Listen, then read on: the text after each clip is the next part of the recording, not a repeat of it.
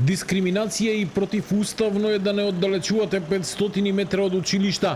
Асоцијацијата на приредувачи на игри на среќа АПИС денеска со жестока реакција на законот кој пред 2 дена го најави премиерот Христијан Мицкоски. Од АПИС велат дека предложената дистанца нема да ја заштити младината, туку ќе доведе до затворање на легалните објекти, губење на илјадници работни места и отворање простор за нелегално коцкање. Истовремено посочуваат дека за нив се прифатливи ограничувањата за рекламирање и забраната за светлечки реклами, бидејќи како што наведуваат, заштитата на младите од зависност е нивен врвен приоритет. Но предупредуваат дека дистанцирањето на објектите ќе има сериозни економски и социјални последици. Дистанцата не само што не е решение, туку ќе создаде хаос во општеството.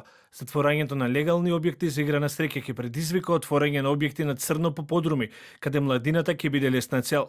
Државата ќе изгуби најмалку 350 милиони евра годишен прилив во централниот буџет, што во моментов е најмалку 6% од проектираните приходи.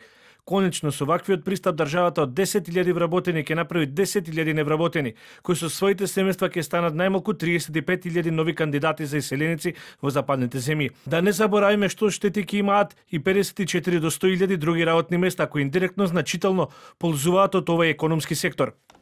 Со слична реакција претходните денови излегува и обложувалниците и вработените од оваа дејност, и нивните здруженија побараа итно стопирање на законот за игри на среќа. Предупредија дека со новите правила повеќе од 10.000 луѓе би можеле да останат без работа, а секторот да биде оттурнат кон сивата економија, создавајќи простор за нелегално работење и диви играчници надвор од државна контрола.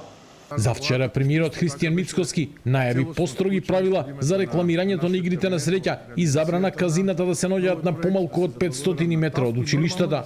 Покрај мерките за коцкањето, владата најави и ограничување за брзите кредити, оценувајќи дека задолжувањето и зависностите се меѓу причините поради кои граѓаните ја напуштаат државата.